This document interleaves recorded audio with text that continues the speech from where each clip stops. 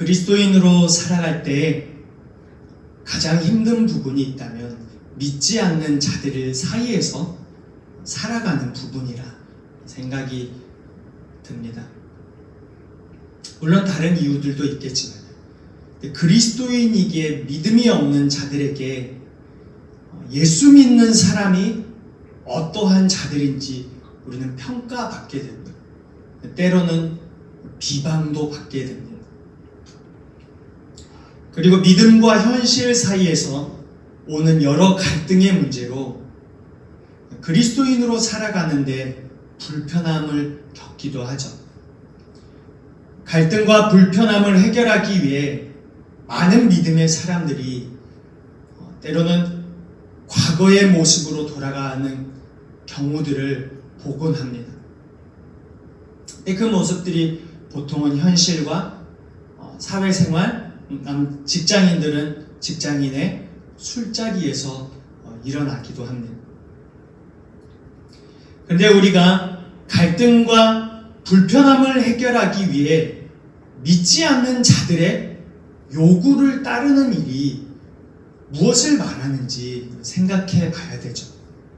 믿지 않는 자들의 요구는 그리스도인의 다름을 문제 삼아서 일어납니다. 오늘 본문에 보면 그들과 같지 않음을 이상하게 여겨서 일어나는 거죠. 근데 여기서 이상하게 여긴다는 그 말에 전제가 있습니다. 그것은 그들과 같지 않다는 거예요. 그러니까 그리스도인을 이상하게 여기는 이유가 하나 있는데 그들과 같지 않다는 거죠.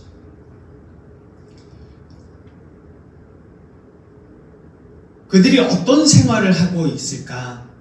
우리 지난주에 말씀을 보면 술 취함과 성적으로 무질서하거나 하나님 앞에서의 생활을 하지 않는 거죠. 쾌락을 쫓고 돈을 쫓고 자기의 살기 편한 대로 살고자 하는 것이 당시 상황이었습니다. 근데 그렇게 생활하지 않음을 이상하게 여긴 거죠.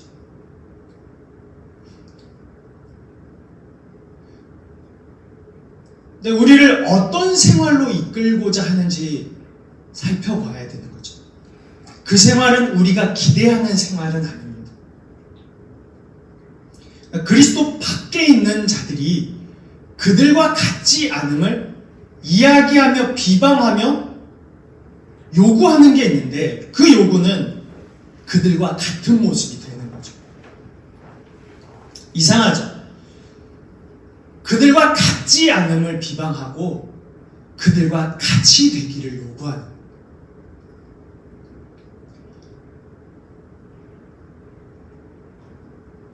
우리 지난주에 살펴봤듯이 그 모습이 3절에 기록되어 있는 모습이죠. 베드로전서 당시에 술 취하여 자신을 가누지 못하는 모습, 성적으로 문란한 모습에 대하여 그때로 족하다라고 우리 지난주에 나누었습니다. 근데 비방하는 이유가 극한 방탕에 함께하지 않아서. 그러니까 그리스도인이 그리스도인 다움을 가지고 살아갈 때 그들의 비방의 이유가 극한 방탕에 함께하지 않아서요. 사회에서 고민하는 부분들이 있죠. 여러 그리스도인들이. 사람들이 함께 어울리자고 말하는데 그것을 거절하면 따돌림 당하거나 함께 어울리지 못하는 사람으로 찍혀서 힘들다는 부분입니다. 저희 또 믿지 않는 친구들 사이에서 들어가면은 그 분위기가 굉장히 애매하죠. 술 마시러 가면은 거기서 안주만 먹고 있어야 되고 그런 일이 벌어집니다. 근데 그런 모습들을 불편해합니다.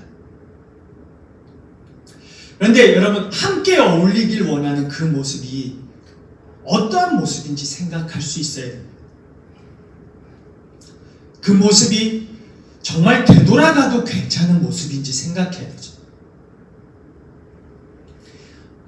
유독 한국교회에서 술의 문제를 삼죠. 근데 한국교회에서 술의 문제를 삼는 이유는 술이 술을 부르고 죄가 죄를 불러 모으기 때문입니다. 원래는 가톨릭이 처음 한국에 들어왔을 때 가톨릭은 이 땅의 술의 문화 때문에 술을 금지했었죠. 지금은 아니지만 근데 원래는 그랬습니다.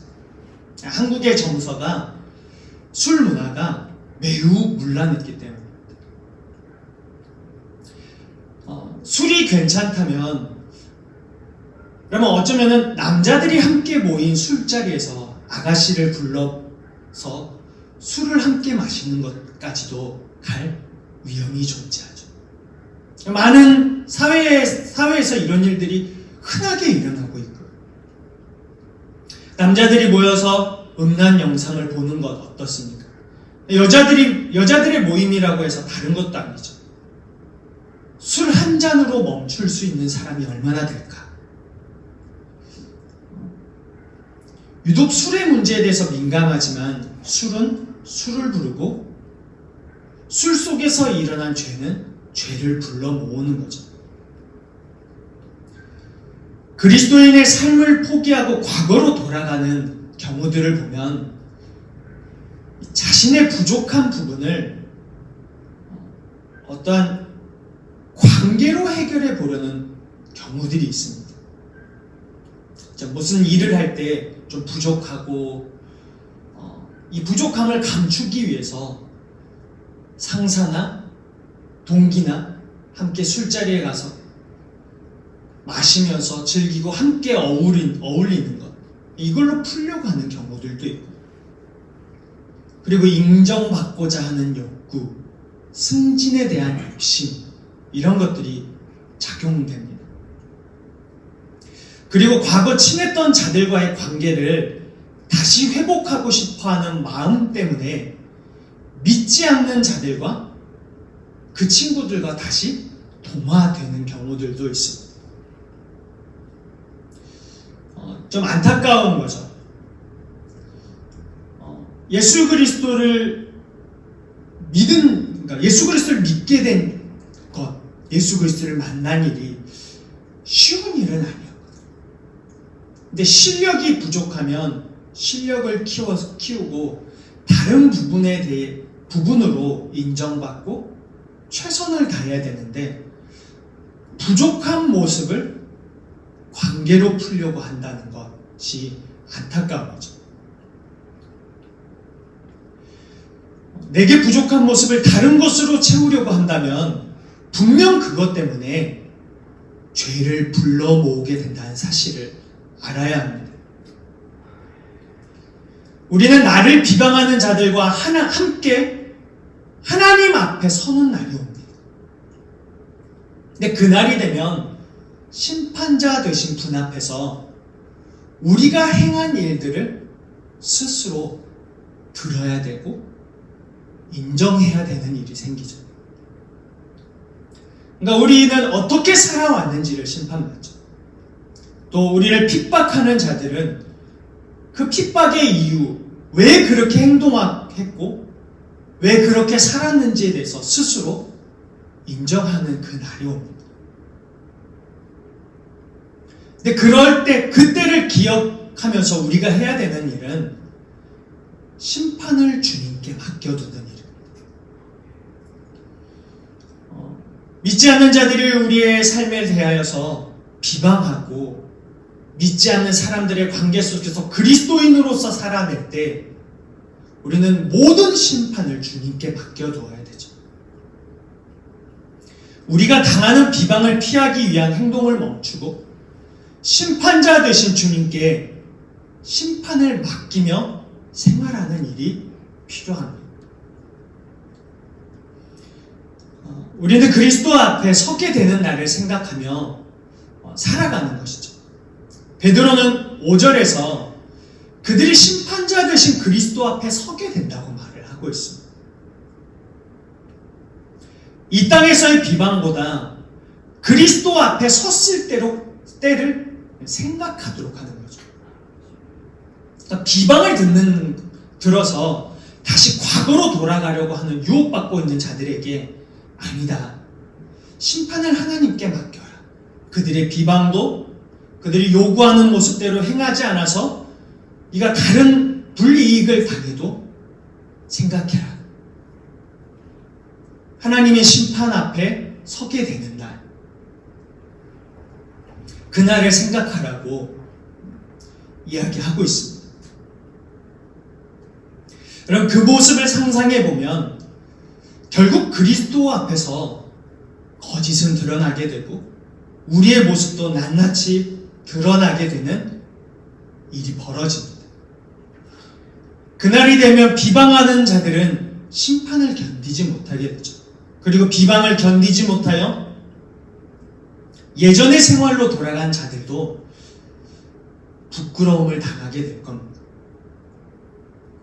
하지만 비방을 견디고 그리스도인이라 불리기에 부족한 모습을 가지고 있지만 끝까지 믿음을 지켜낸 자들에게는 감격스러운 자리가 되는 거죠. 이런 생각을 해봤습니다. 그리스도인이 사회에서 비방받는 일은 당연한 일이지 않을까? 여러분, 어떻게 생각하세요? 물론 무조건 비방을 받아야 된다는 건 아니에요. 근데 그리스도인 다움을 갖추고 있기에 다름으로 인하여서 비방을 받는 일은 당연한 일이지 않을까?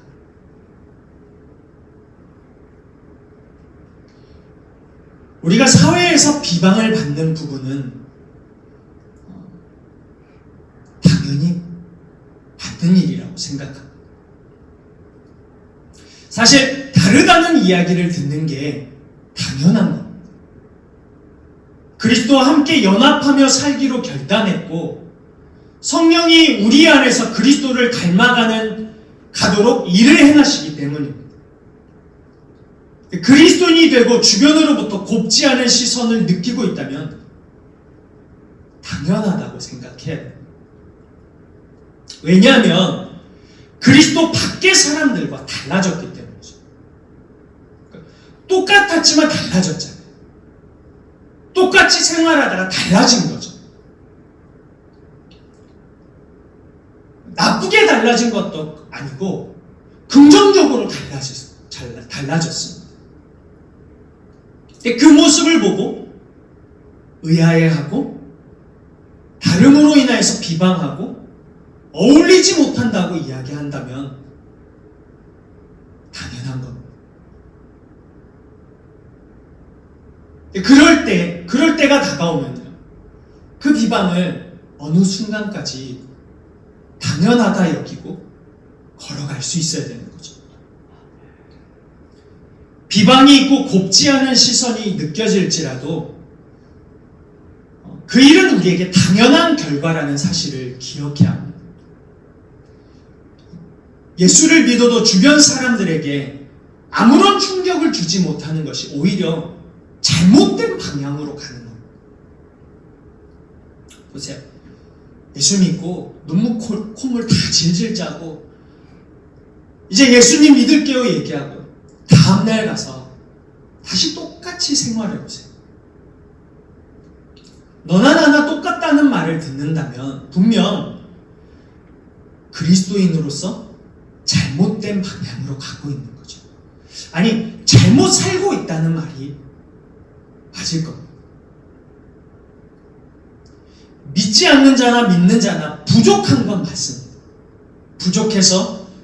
부족함으로 인해 어떤 부분들이 드러나지만 우리가 그리스도 안에서 주님을 믿는다는 고백으로 시작된 믿음의 삶은 지켜져야 되는 거죠.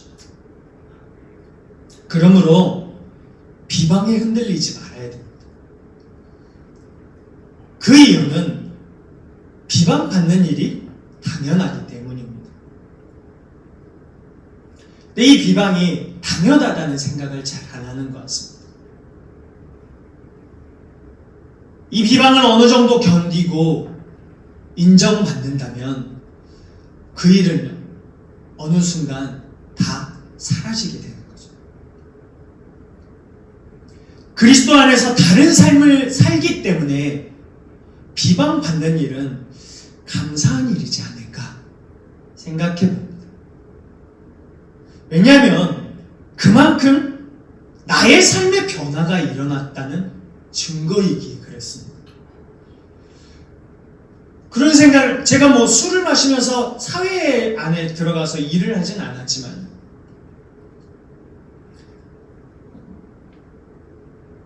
그리스도 안에서 다른 삶을 살기 때문에 비방받는 일이 감사한 일이다라는 생각을 했습니다. 내가 전과는 다른 모습으로 살아가고 있구나. 주변에서 그것으로 나를 인정하고 있구나 라는 생각이 들어서입니다. 우리는 그리스도인다움이 없을 때 받는 비방을 경계해야 되지, 그리스도인다움으로 인해서 비방받는 걸 경계해서는 안 돼요. 그러니까 그리스도인답지 않은 모습 때문에 비방도 받거든요. 그 모습을 경계하는 거죠. 현대 그리스도인들에게는요, 초기 그리스도인들이 당했던 핍박만큼의 그 강도가 없어요.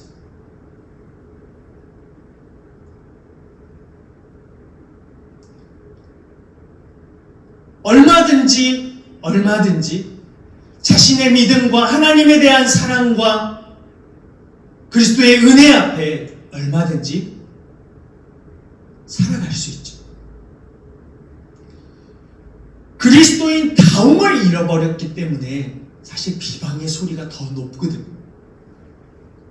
그러니 만일 그리스도인이기 때문에 비방을 받고 있다면요, 비방에 흔들리지 말아야 되고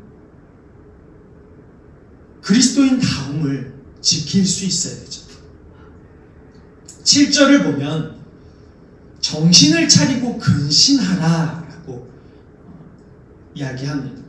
정신을 차리라는 말은 분별력을 가져라, 그리고 마음을 다스려라 하는 의미를 가지고 있고, 근신하라는 말은 맑은 정신을 의미합니다.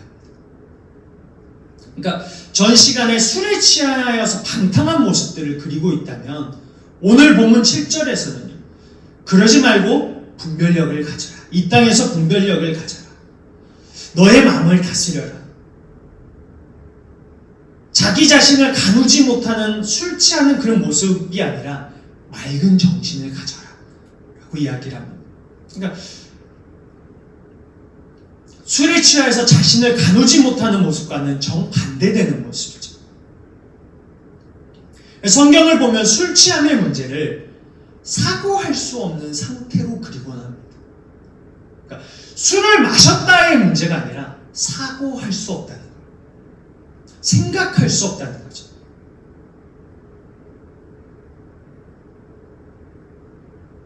그러니까 그런 상태에 대해서 말해주곤 합니다. 그리고 사고할 수 없는 그 상태를 좀 더 넓은 의미에서 사용됩니다. 방탕한 생활, 지혜 없는 자, 실수하는 자, 생각하지 못하는 자, 올바르게 행동하지 못하는 자와 같은 모습을 술 취함에 그려놓곤 합니다. 여러분, 왜 맑은 정신을 가질 것을 이야기할까요? 오늘 아침에도 아버지가 일을 하고 새벽에 돌아오셨기 때문에 아침에 어머니가 깨우셨는데 눈이 막 반쯤하겠죠. 눈 떠 그러시더라고요. 여러분, 우리가 때로는요, 사람들에게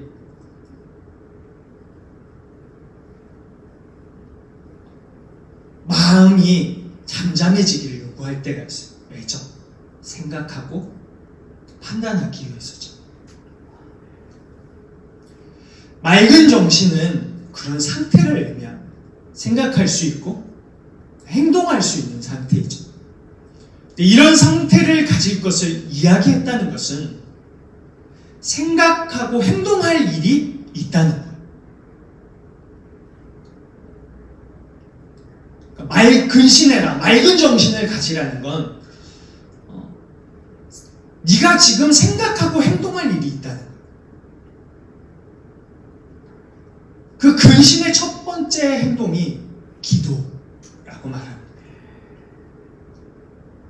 왜 맑은 정신이 필요할까? 두 가지 이유에 대해서 생각해 볼 수 있는데, 첫 번째는 기도이고, 두 번째는 힘겨운 시대를 그리스도인으로 살아내기 위해서죠. 현대인들에게 기도는 가장 하기 싫은 것 중 하나일 것 같아요. 귀찮기도 하고, 그죠? 일 갔다 와서 자기 시간 보내고 싶어 하고, 집에 들어가고 싶어 하지, 교회 나오거나 골방에 들어가서 자기의 하나님 앞에서 기도하는 시간들을 가지는 걸 힘들어하죠. 정신없이 하루를 보내고 나면 집에 들어와 쉬고 싶은 마음이 듭니다. 그래서 기도를 자주 쉬게 되죠. 그런 현대인들에게 베드로는 오늘 본문에서 정신을 차리고 기도하라라고 합니다. 세상 일에 취해 있고, 이건 취함의 문제거든요. 술 취함의 문제가 아니고 취해 있는 상태인 거예요. 세상 일에 취해 있고 근심과 걱정과 염려 속에 취해서 살아야 하는 당시 사람들에게 기도할 것을 요구했거든요. 그리고 그 요구를 오늘 우리들을 향해 하고 있는 거예요. 무언가에 취해 있다는 건 생각하지 못하고 있다는 거죠.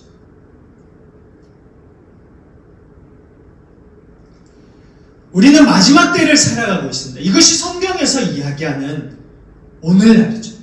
경각심을 가지고 살아야 하는 때를 마지막 때라고 합니다.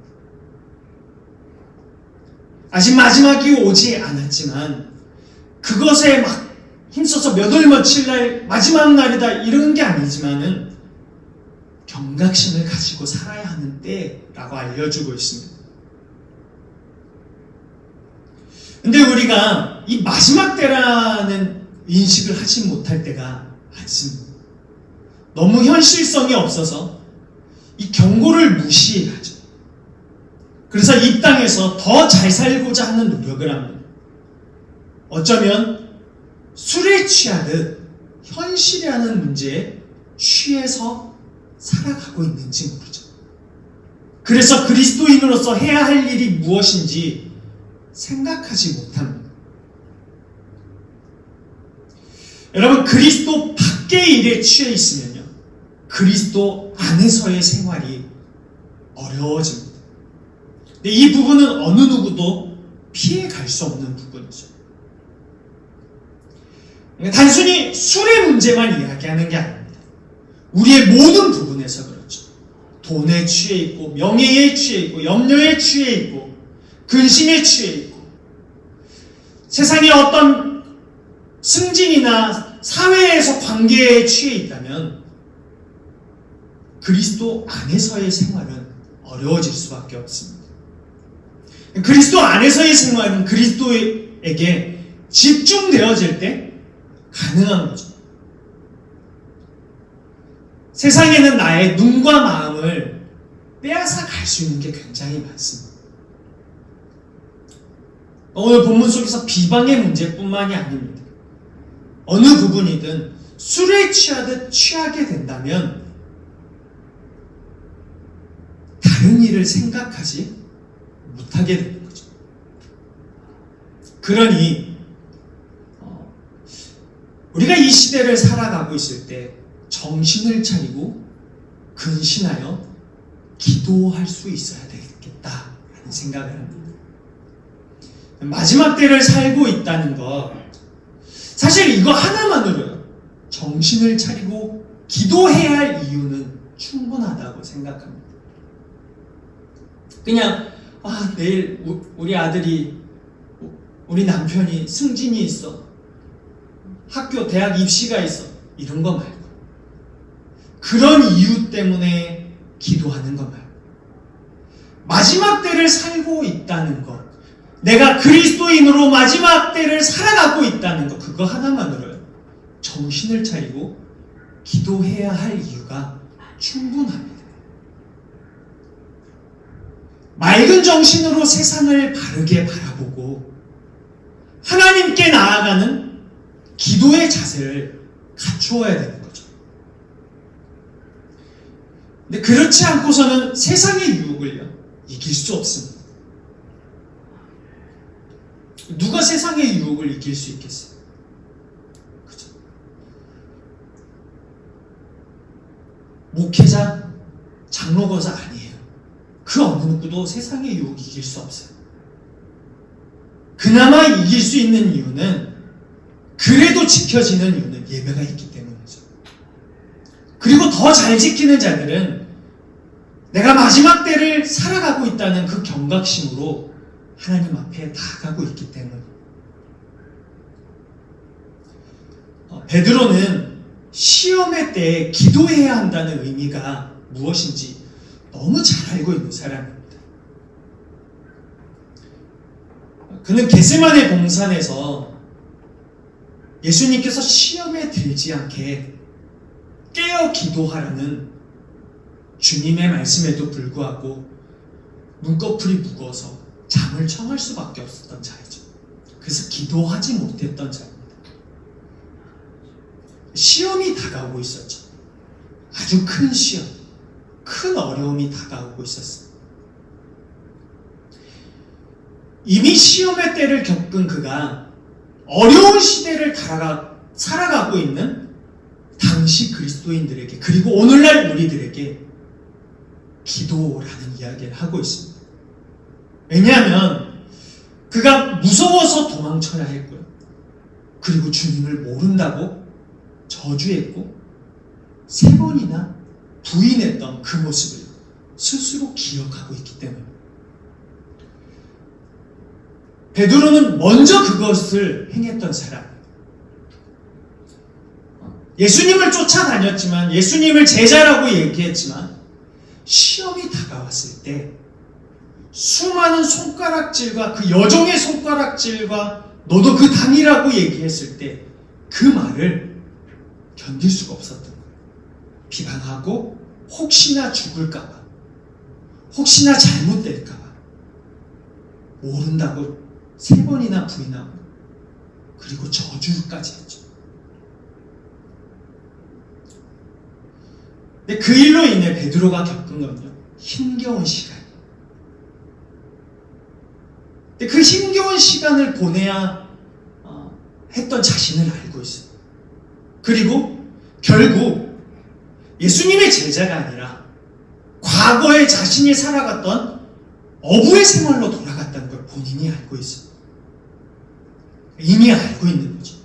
이들이 시험의 때에, 비방과 환난의 때에 마지막 때를 살아가고 있는 그리스도인으로서 하나님 앞에, 주님 앞에 나아가 기도하지 않는다면 다시 과거로 돌아갈 수밖에 없다는 걸 알고 있는 겁니다.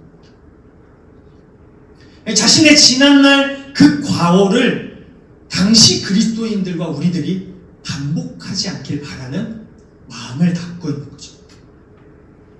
그래서 기도할 수 있는, 기도를 하는 그런 상태에 대해 강한 권면을 하고 있는 거예요.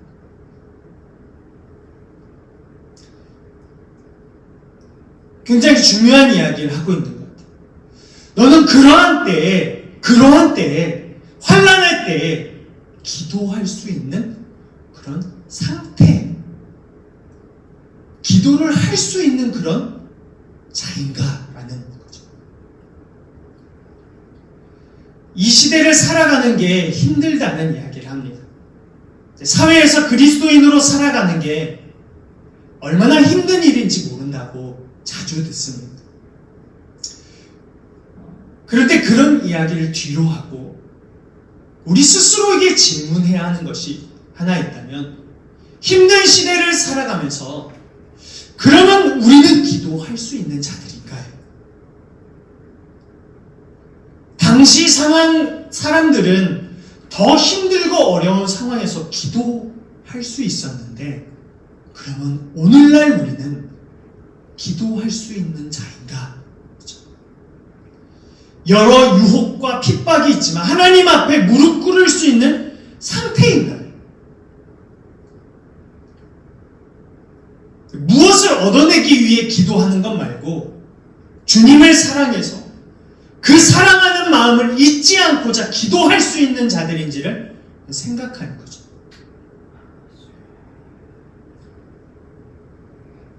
사람들이 힘들다고 얘기는 하는데 기도하진 않아요. 아니, 기도할 수 없는 상태인 거죠. 베드로는 지금 그렇게 힘든 상황 속에서 마지막 때를 살아가고 있는 자들에게 맑은 정신으로 기도해야 된다고 얘기를 하는 거죠. 여러분, 그리스도인으로 오늘을 살아갈 수 있어야 합니다.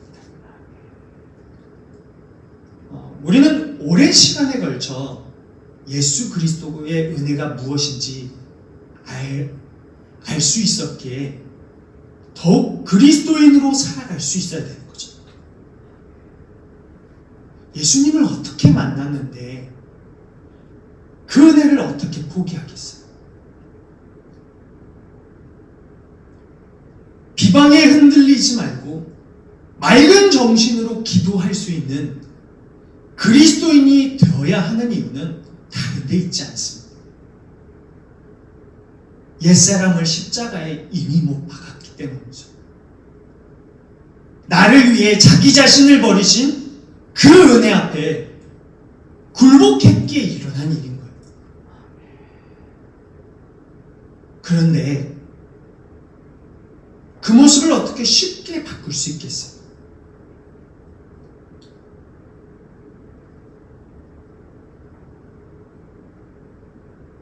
우리는 그리스도인으로 오늘을 살아갈 수 있어야 됩니다.